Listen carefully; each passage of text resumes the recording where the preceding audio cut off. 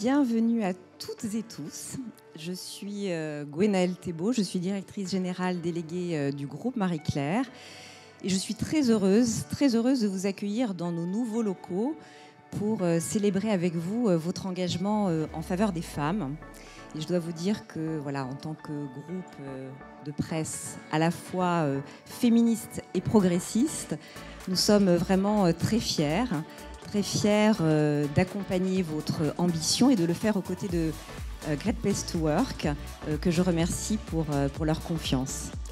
Alors, vous le savez peut-être, Marie-Claire partage la vie des femmes depuis plus de 85 ans. Nous accompagnons leur combat en faveur de leur émancipation, en faveur de leurs conditions. Et nous savons aussi les difficultés qu'elles rencontrent, notamment dans la sphère professionnelle. Il y a 5 ans maintenant, nous avons créé un think tank avec le gouvernement, Agir pour l'égalité, qui nous a permis de mesurer en fait l'importance de la qualité de vie au travail dans l'égalité professionnelle et par là même l'importance de votre rôle à vous, entreprise. Et d'ailleurs, les femmes ne s'y trompent pas, puisque une étude récente que nous avons menée avec Ipsos nous a montré que 82% des femmes faisaient plus confiance aux entreprises qu'au pouvoir public pour faire progresser leurs conditions. Ça, c'est intéressant. Donc, en recevant ce label, Best Place to Work for Women, vous venez nous faire la démonstration de tout cela, en nous offrant un modèle inspirant pour nous les entreprises et un modèle attractif pour nous les femmes, ce que nous ne manquerons pas, en tout cas nous, Marie-Claire, de faire savoir aux 8 millions d'entre elles qui nous suivent tous les mois. Voilà, donc bravo à toutes et tous. Je vous souhaite une belle cérémonie en notre compagnie. Et Léa, je te laisse la parole. Merci Gwenaëlle.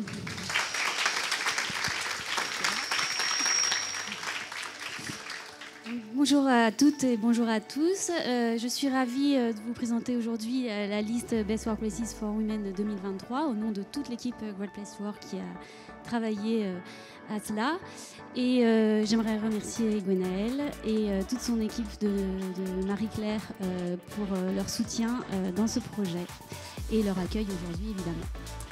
Donc aujourd'hui nous allons vous récompenser donc 35 organisations, 35 entreprises.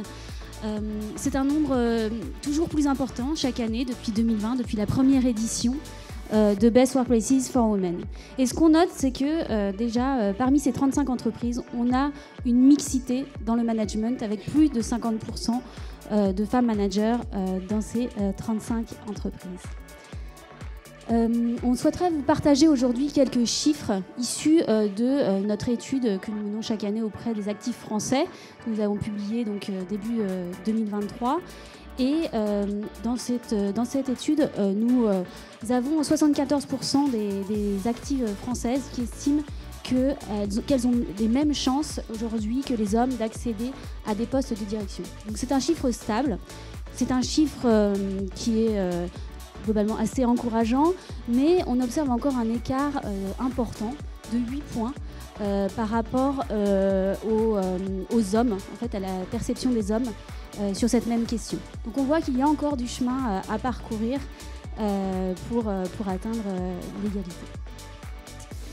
Et en parallèle, au niveau des entreprises donc, qui sont récompensées aujourd'hui, des Great Place to Work et des Best Workplaces for Women aujourd'hui, les 35 entreprises qui seront récompensées aujourd'hui, on a 95% des salariés de ces 35 entreprises donc, qui estiment que tous les collaborateurs sont traités équitablement, quel que soit leur genre. Donc on voit l'exemplarité dans la perception des collaborateurs.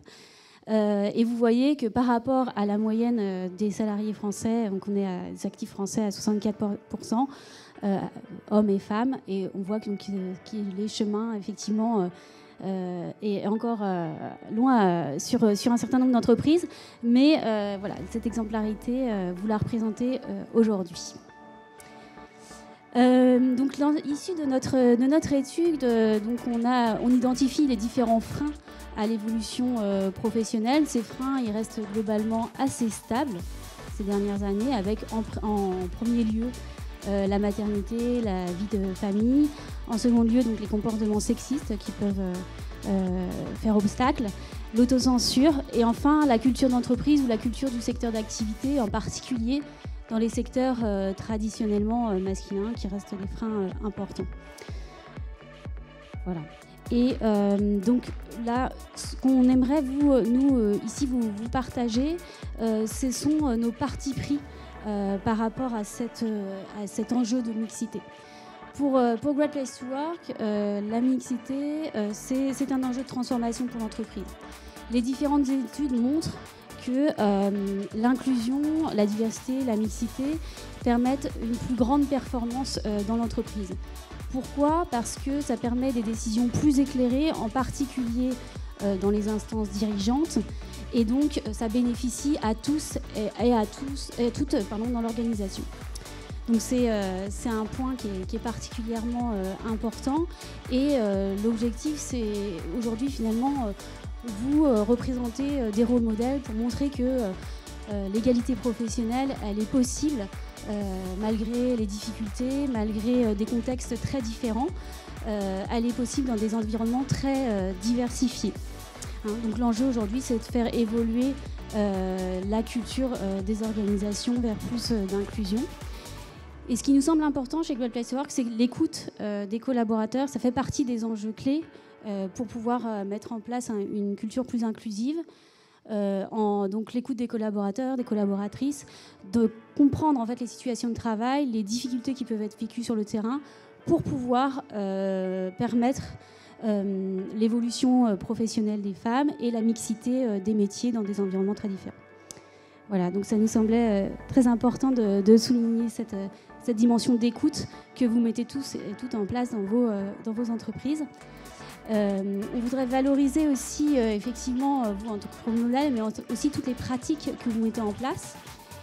Il y a de nombreuses pratiques qui sont mises en place au sein des Best Workplaces for Women, qui sont partagées par différentes entreprises, en particulier donc la sensibilisation au sexisme auprès des managers, auprès de l'ensemble des collaborateurs des organisations. L'accompagnement des femmes à travers les réseaux féminins, également l'accompagnement des carrières qui est très important pour faire émerger des talents féminins et aider les leaders de demain.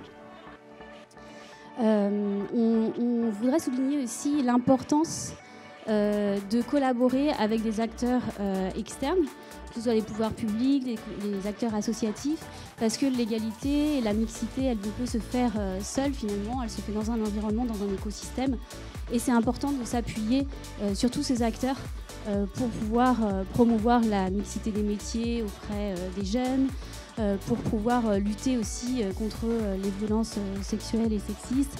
D'ailleurs, on a identifié que c'était un des sujets sur lesquels de plus en plus d'entreprises se mobilisent pour accompagner les collaboratrices qui peuvent être victimes de violences intrafamiliales. Voilà, et également aussi d'autres actions donc, qui sont très présentes parmi les entreprises lauréates, donc en faveur de la parentalité, donc, qui va permettre de bénéficier à toutes, mais aussi à tous dans l'organisation, l'accompagnement des personnes, des parties prenantes au recrutement, que ce soit en interne, mais aussi tous les cabinets avec lesquels vous collaborez. Voilà, et évidemment valoriser aussi des rôles modèles, que ce soit en interne mais aussi en externe, pour montrer aux femmes qu'elles ont toute leur place dans des rôles de leader. Voilà, donc c'est des pratiques qu'on voulait vous présenter très rapidement. Et avant de vous présenter la liste Best Workplaces for Women, on va juste vous rappeler la méthodologie qu'on utilise. Donc, c'est une méthodologie qui est exigeante et qui s'appuie sur 3 grands aspects. Donc, le premier point, c'est d'abord la représentativité des femmes. Il faut plus d'un tiers de femmes dans les effectifs. Et il faut également, sauf dans les entreprises qui sont plutôt dans des secteurs plus traditionnellement plus masculins, où le taux de féminisation de l'effectif doit être supérieur à la moyenne du secteur. Voilà. Mais pour toutes les entreprises, quel que soit leur secteur, on exige un taux de féminisation du management d'un tiers. Voilà. Ça concerne toutes les entreprises, la féminisation du management. Le deuxième critère, c'est la perception des femmes. Donc on attend une perception des femmes qui soit de bon niveau, donc plus de 65% à la moyenne de l'enquête, Trust Index, et plus de 65% également à un certain nombre de questions qui s'appellent le Parity Index et qui sont relatives à l'équité de traitement dans l'organisation, à la confiance et à la convivialité. Donc 65% de réponses positives des femmes sur ces questions clés. Et enfin, les actions qui sont mises en place. On demande à toutes les entreprises, ça vous le savez, de nous expliquer les actions qu'elles mettent en place pour favoriser l'égalité professionnelle. Et ça doit aller évidemment au-delà de la simple obligation légale, puisqu'il y a déjà un certain nombre d'exigences en France. Mais l'idée, c'est d'être dans la bonne pratique. Voilà, donc c'est ce qu'on va aller chercher particulièrement. Donc, avec Gwenaëlle, on va vous présenter la liste Best Workplaces for Women que vous attendez. Vous pourrez aller chercher vos trophées juste après. Voilà, la cérémonie. Vous aurez l'occasion également de faire une photo avec chacun de vos trophées pour pouvoir ensuite la diffuser et communiquer en interne sur vos réseaux sociaux. Et n'oubliez pas, petit message comme Great Place to Work, de taguer greatplacework.France sur vos photos pour qu'on puisse relayer convenablement. Voilà. On attaque le palmarès alors. Ok. Donc, cette année, premier lauréat Abvi, qui est présent dans la liste Best Workplaces for Women depuis la première édition de 2020. Abilone, qui soutient ses collaborateurs grâce au financement de places en crèche via les petits chaperons rouges. Adienne, qui met en place des horaires adaptés à la vie de chaque collaboratrice afin d'assurer un équilibre entre vie perso et vie pro. Ocha, première start-up signataire de la charte One in Three Women pour rejoindre la lutte contre les violences conjugales faites aux femmes. Brown Forman, chez qui un réseau de femmes en interne mène des actions concrètes de sensibilisation toute l'année. Défi, qui adapte les plannings en fonction des responsabilités de chaque collaborateur ou collaboratrice. Deloitte, qui a mis en place le programme Raising Your Potential afin de préparer les leaders féminins Deloitte de demain. Dentsu France, qui fait son entrée dans la liste Best Workplaces for Women cette année. Bravo. Elevate Agency, qui a créé le canal Les Femmes d'Elevate afin de partager du contenu entre collaboratrices. EPSA Tax et Innovation, avec le programme EPSA Equality pour former les collaborateurs à la diversité et à l'inclusion. HomeServe, fondée par une femme et qui est lauréate Best Workplace for Women pour la 3e fois. In Extenso, qui agit pour valoriser les métiers comptables pour les nouvelles générations. Jaberson, première fois au Best Workplaces for Women, bravo. Kiabi, chez qui les conjoints sont autorisés à s'absenter pour accompagner les futures mamans aux 7 examens médicaux prénataux obligatoires, au-delà de la loi qui n'en prévoit que 3.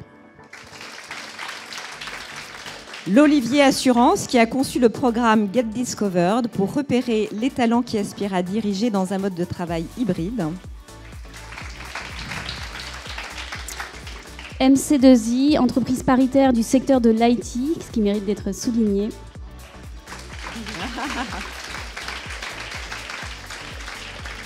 Media Brands, qui offre à tous ses collaborateurs par an 7 heures de coaching autour de la parentalité afin de trouver un meilleur équilibre entre vie pro et vie perso. Bravo. Miracle, qui fait partie des signataires du pacte parité de la mission French Tech, donc, qui a pour objectif d'agir sur les problématiques de parité. MSD France qui accompagne les femmes enceintes avec des horaires flexibles, puis un congé parental rémunéré de 12 semaines pour tous les collaborateurs et collaboratrices. Novo Nordisk qui offre des congés supplémentaires aux parents. Odigo qui forme régulièrement ses collaboratrices sur l'empowerment. PNM, lauréat du Best Workplaces for Women pour la première fois. Rhapsody Conseil qui réalise des ateliers pour booster la confiance des collaboratrices. Robert Half qui a créé un réseau mondial de femmes. Salesforce qui forme ses managers aux pratiques de recrutement inclusives. SC Johnson qui a mis en place une allocation de garde d'enfants pour tous les parents. Scalian qui promeut les métiers de l'informatique auprès des collégiennes et lycéennes via l'association Prologine. Chorus qui propose des formations au leadership féminin. Start People qui a mis en place une aide financière mensuelle pour les parents concernés par des frais de garde. Striker qui forme et sensibilise l'intégralité des équipes et des managers à la diversité et à l'inclusion. The Source qui a signé cette année le très exigeant Parental Act. Utopie qui a mis en place un congé second parent de 3 mois rémunéré à 100%. Volvo Financial Services qui utilise l'application Gender Decoder pour dégenrer les offres d'emploi. Wavestone qui propose des ateliers animés par des coachs en parentalité. Et enfin, WL Gore qui prépare les femmes commerciales à des postes de direction à travers son Spot-on programme. Donc bravo, un grand bravo à toutes les entreprises récompensées aujourd'hui. Bravo et puis merci pour les femmes. Donc, nous vous invitons à aller récupérer votre trophée. Après, on va d'abord inviter Madame Grésy à intervenir. Alors, Brigitte Grésy, nous sommes ravis de vous accueillir aujourd'hui, experte des questions d'égalité et ancienne présidente du Haut Conseil à l'égalité entre les hommes et les femmes. J'espère ne pas m'être trompée. Bien, alors écoutez, bonjour à toutes et à tous. Je suis extrêmement impressionnée de ce palmarès et des mesures que vous faites, ce qui montre qu'il y a une prise de conscience de plus en plus grande de la difficulté pour les femmes, le plus souvent, à concilier les temps de vie, mais aussi à accéder à la gouvernance. Et moi, j'aime bien cette phrase de Françoise Héritier qui dit bon, les femmes ont accédé au savoir à la fin du 19e siècle. Elles ont accédé à la liberté de leur corps dans les années 70. Elles ont accédé au pouvoir avec les lois Copé-Zimmermann, etc. Mais ce qui manque, entre toutes ces lois, ce qui manque, c'est finalement le lien. Et au lieu de ça, on a une forme de mépris. Et si toutes ces lois ne prennent pas autant qu'on le voudrait, s'il y a des résistances culturelles fortes, c'est à cause précisément de ce qu'on appelle le sexisme, et de ce qui est quelque chose qui est quand même très enraciné dans les pratiques, c'est-à-dire l'idée qu'il y a un sexe qui est inférieur à un autre et qu'il y a une binarité qui nous enjoint à des rôles sociaux différents, toutes choses qui finalement perturbent un peu les carrières et perturbent l'avenir. Alors moi, ce que je trouve très bien, c'est un mouvement assez récent qui s'appuie sur le ressenti. Nous, en France, on est les champions de la loi, du règlement. On a un arsenal juridique comme aucun pays d'Europe n'en a un. Et je ne parle même pas des États-Unis. C'est-à-dire qu'on a pensé à tout. On a des tas de lois sur les congés paternité, etc. On a des tas de lois sur la gouvernance. On a des tas de lois sur la mixité. On a des lois de plus en plus récentes sur les violences sexistes et sexuelles. Autrement dit, on est un peu des chefs d'orchestre juridiques. On arrive à accrocher une mesure à chacun des problèmes. Mais on a deux défauts. Premièrement, on évalue pas bien. On évalue en prenant des indicateurs assez énormes, des indicateurs. Donc, on va regarder le nombre de cas de harcèlement sexuel dans une entreprise, le nombre de saisines du défenseur des droits. On va regarder les écarts de rémunération, ça c'est déjà plus compliqué. On va regarder dans ce fameux indicateur de l'index Pénicaud la place des femmes dans les 10 plus hautes rémunérations. Donc, on regarde des chiffres, des datas palpables, puisqu'on est dans la folie des datas. Mais ce qu'on ne regarde pas et ce qu'on n'a pas regardé pendant très longtemps, c'est le ressenti. C'est-à-dire la façon dont les hommes et les femmes vivent ce sujet de l'égalité, mais pas seulement ce sujet de l'égalité, la façon dont les hommes et les femmes vivent dans les organisations de travail. Et là, c'est la jungle. C'est-à-dire qu'on peut avoir des entreprises pour qui le sujet n'est absolument pas évoqué, et puis on en a d'autres qui se sont engagées parce qu'elles ont compris un certain nombre de choses. Alors, est-ce que cette compréhension est liée à un changement de culture sociale générale qui fait que dans la société, dans les médias, dans les familles, dans l'école, il y a un politiquement correct de plus en plus fort qui dit que c'est pas bien de penser que les hommes sont plus forts que les femmes, c'est pas bien que les femmes soient vouées tout le temps aux tâches ménagères, etc. Est-ce que c'est ça? Est-ce que c'est cette culture qui change? Le politiquement correct a changé, ça c'est clair. C'est-à-dire qu'aujourd'hui, on ne dit plus « tu ne vas pas être chef, tu n'as pas les épaules assez larges ». Ça, on ne le dit plus. Mais, pour autant, les actions demeurent très lentes à être mises en place. Donc, ce que l'on peut constater dans ce ressenti, c'est qu'il y a une conscientisation de plus en plus forte des hommes et des femmes, des salariés, des employeurs, du fait qu'il y a un traitement différencié dans l'entreprise, il y a donc des formes de discrimination, mais pour autant, arriver à attraper le sujet n'est pas si facile. Pour preuve, je voudrais évoquer le baromètre que nous venons nous aussi de sortir dans Stop Initiative Sexisme auprès de, c'est un groupement de 200 entreprises sur le sexisme ordinaire. Et je définis le sexisme ordinaire parce que c'est très important. C'est tous ces petits gestes, propos, comportements qui, l'air de rien, de façon sournoise, insidieuse, consciemment ou inconsciemment, disqualifient les femmes sur le marché du travail, les délégitiment. Vous avez toutes connu ça. Moi, j'ai connu ça. Si je n'avais pas connu ça, je n'aurais pas écrit Petit traité contre le sexisme ordinaire. C'est-à-dire, malgré les diplômes, malgré la confiance qu'on peut avoir en soi, cette espèce d'érosion subtile de notre légitimité véhiculée par un certain nombre de faits et de comportements est toujours présente. Et ce sexisme ordinaire, non seulement fait le lit, c'est le terreau, éventuellement du harcèlement sexuel et des agressions sexuelles, des violences sexistes et sexuelles, mais c'est aussi une justification pour exclure les femmes d'un certain nombre de postes, et pire encore, pour que les femmes s'excluent, c'est-à-dire se disent « je ne vais pas être capable ».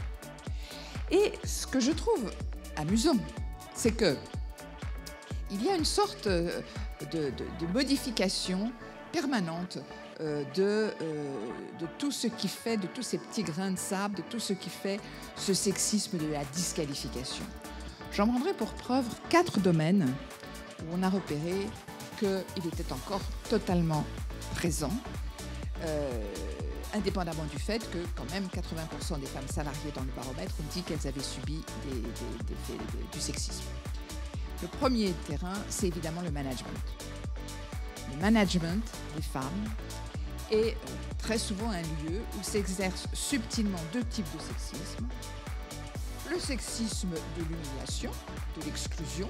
Toi, tu ne vas pas être capable, etc. Alors, on ne dit pas ça comme ça. On dit, non, mais là, ce voyage en Chine, pour signer le contrat, c'est pas le moment, tu viens d'avoir un bébé, ça, je vais mettre Jacques, etc. Ou, au contraire, alors ça, c'est le sexisme de l'humiliation. On le connaît bien, c'est tranquille. Et il y a le sexisme, il n'est pas directement de moins en moins toi t'es pas capable, ça va être extrêmement insidieux. Et alors l'imaginaire en matière de tromperie sur la véritable raison de refus d'une promotion d'un poste, etc., est extraordinaire. Et puis le deuxième ressort, c'est le sexisme de l'injonction.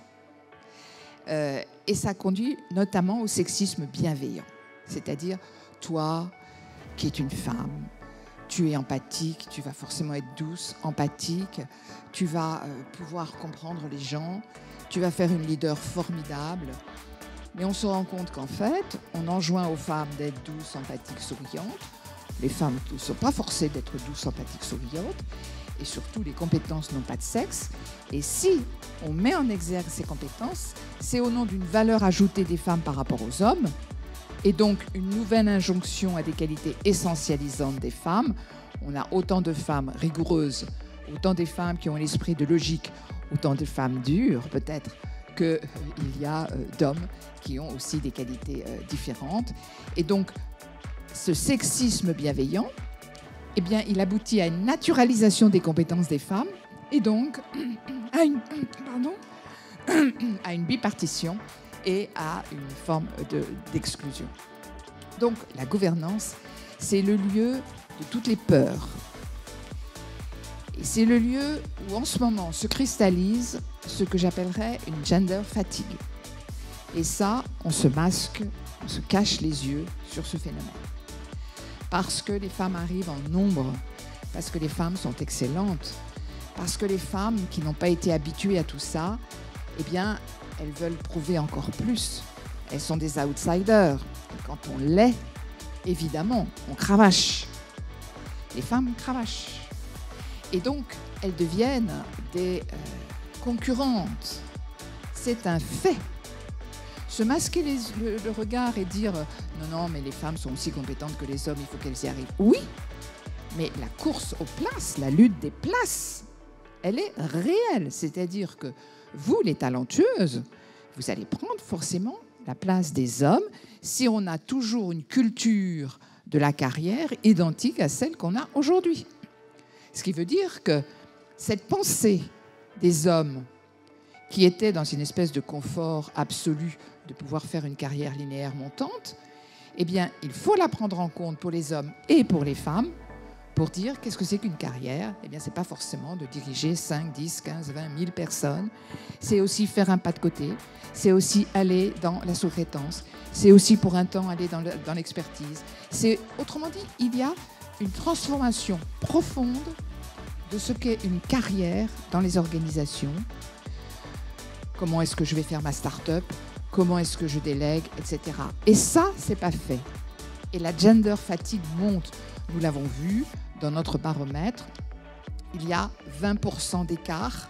Quand on pose la question, avez-vous l'impression que les politiques publiques ou que les politiques des entreprises font ce qu'il faut? Eh bien, les hommes répondent 20% de plus que les femmes que « Ah oui, les politiques, oui, les entreprises, ça va. Non, c'est bien, ça suffit. » Donc ça, c'est une réalité. C'est une réalité qu'on ne prend pas assez en compte. Le deuxième lieu, c'est la maternité. Ça, vous le savez tous. Le sexisme autour de la maternité demeure. La parentalité est dissuadée pour les hommes. Bon, tu prends un petit bout de congé de paternité, mais pas trop. Elle est sanctionnée très clairement pour les femmes. Elle est sanctionnée en termes de promotion. Elle est sanctionnée en termes de salaire. Et là encore, j'ai remarqué tout ce que vous avez fait.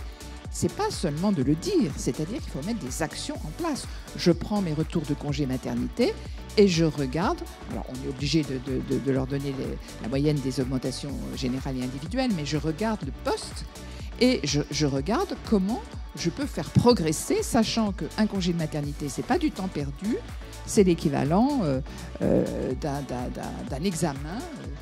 Passer 3 mois à gérer un nouveau-né, je vous assure qu'on apprend, enfin, vous le savez, qu'on apprend énormément de choses. Et donc, la maternité est toujours un handicap, et plus encore pour les jeunes femmes. Et puis, il y a évidemment toutes les incivilités. Les incivilités ne fléchissent pas beaucoup. Pas beaucoup.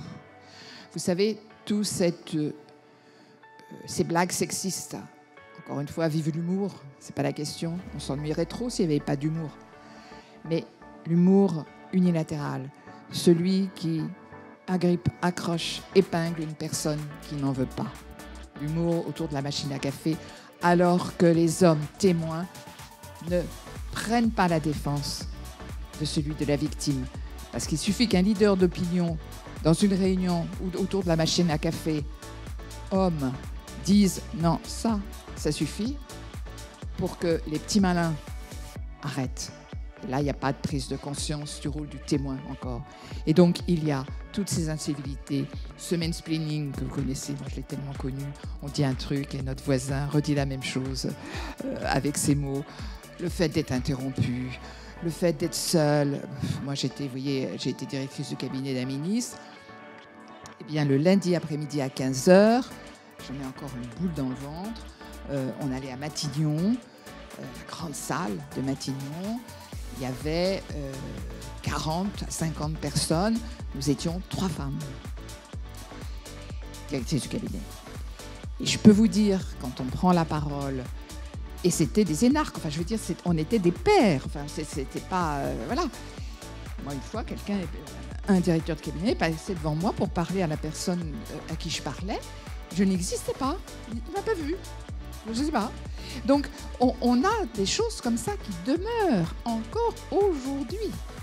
C'est pour ça que ces incivilités-là, il faut les repérer, il faut y réagir. C'est pour ça que les réseaux de femmes sont aussi importants que ça. Vous savez, même Hillary Clinton, moi j'aime bien citer ça, Hillary Clinton, dont on pense que vraiment il n'y a pas grand-chose qui pourrait lui faire peur, eh bien dans les réunions, elle disait à ses copines, bon, quand une femme parle, tu reprends en disant oh, ce qu'a dit Hillary est formidable, ce qu'a dit Françoise est formidable, c'est-à-dire on se passe la parole et on se fait confiance entre nous. Donc ces incivilités-là, il ne faut pas les laisser passer, mais il ne faut pas répondre dans le tac au tac, etc. Parce que ça, on voit tout, hein, comment finalement la dénonciation de ça est beaucoup plus lourde que l'acceptation. Donc il faut éviter de l'effet boomerang, mais ça se travaille. Tout ça se travaille et ça se travaille à condition que dans l'organisation, au plus haut niveau, on dise respect. Respect, écoute, même temps de parole, même temps d'intervention, etc., etc. Même temps de parole, c'est compliqué en entreprise, mais ça va être fait bientôt dans les médias. Et vous avez vu la mairie, là, qui vient de sortir une étude des temps de parole entre la maire adjointe et les conseillers.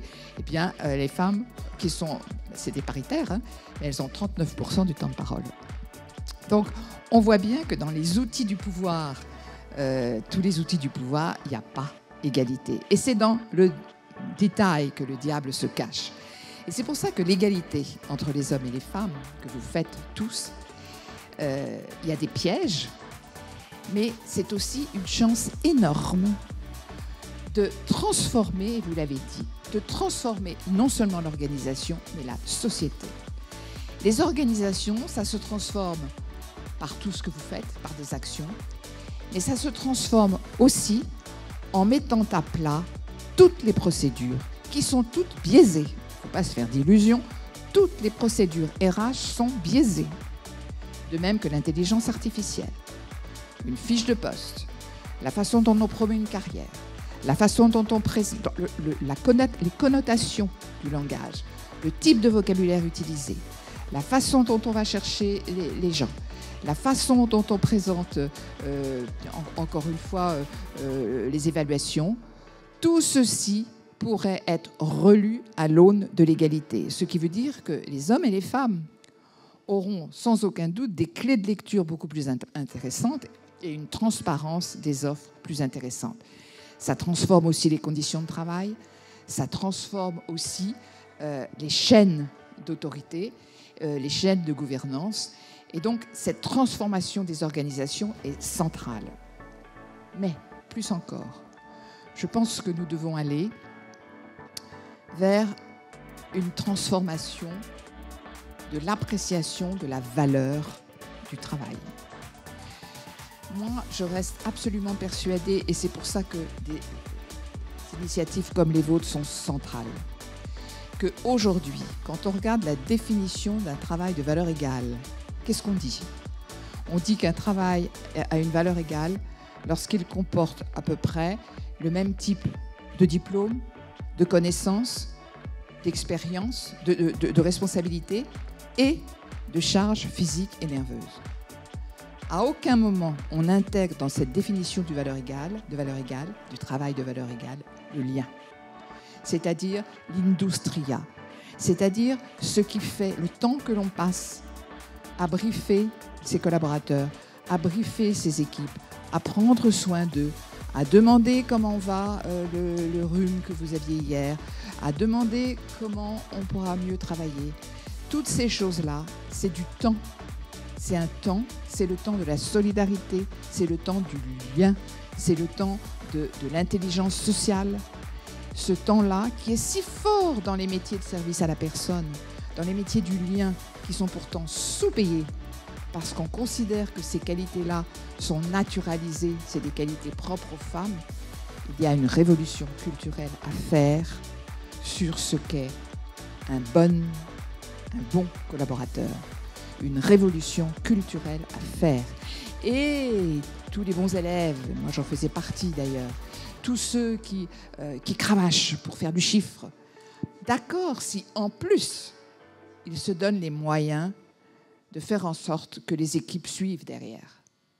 Et je crois que cette question du lien, mais c'est aussi la question de l'analyse des éléments qu'il va falloir travailler pour qu'il y ait du sens à l'action, ces choses-là doivent être valorisées en tant que telles. Et de même, je pense qu'il faut faire une révolution, carrément, je dis le mot, sur la notion de parentalité. La parentalité, ce n'est pas seulement les enfants de 0 à 3 ans. La parentalité, c'est tout le réseau d'interdépendance sans lequel vous ne pourriez pas vivre, ni les hommes, ni les femmes. Un salarié n'est jamais, toujours valide, jamais malade. Ça n'est pas vrai. Aujourd'hui, le care professionnel, celui qui permet aux individus, hommes notamment, de faire leur travail excellemment, ce sont les femmes, ce sont les familles. Il faut que ceci soit partagé et l'interdépendance dans sa famille, dans son quartier, dans sa vie politique, l'interdépendance qui fait le citoyen, qui fait celui qui est bien intégré dans sa famille et celui qui est bien intégré dans son organisation, l'interdépendance, ça doit être valorisé en tant que tel dans la gestion du temps. C'est pour ça que je suis, moi, favorable à la notion de parentalité ou je ne sais pas quoi tout au long de la vie. Ça n'arrête jamais. C'est toute cette histoire du don et du contre-don. Et si on ne le prend pas en compte, on rate quelque chose et on rate surtout quand même notre nouvelle conception du travail dans une société de développement durable.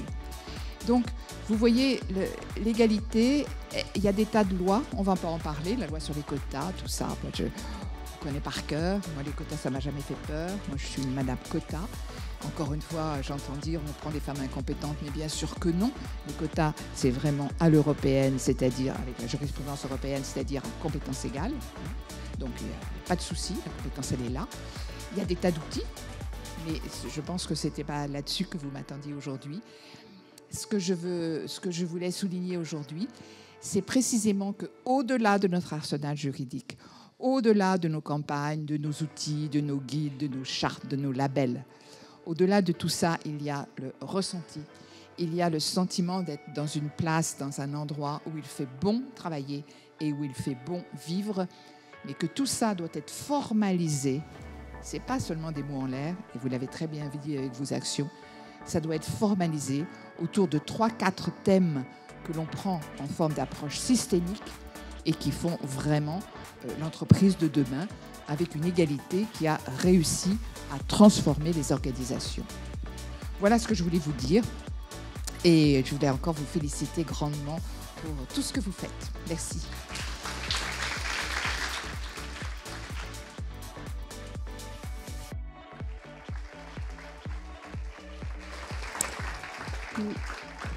Merci Madame Grésy pour cet éclairage passionnant. On va pouvoir poursuivre les échanges. Donc, encore une fois, vous allez pouvoir reprendre vos trophées et puis faire des photos et puis prendre un verre ensemble. Gwenaëlle, je te laisse conclure. Encore bravo à toutes vos organisations pour cette belle performance. Bon. Donc à mon tour, je tiens une nouvelle fois à vous féliciter et à vous remercier donc pour tout votre engagement. On voit à travers ce que vous venez de partager avec nous, Madame Grésy, qu'il faut rester vigilant. Donc restons vigilants, restons engagés. J'ai envie de vous donner rendez-vous l'année prochaine. Voilà. Et en attendant, donc, eh bien, nous allons profiter de la terrasse et d'un petit cocktail pour échanger et voilà, prendre un petit moment tous ensemble.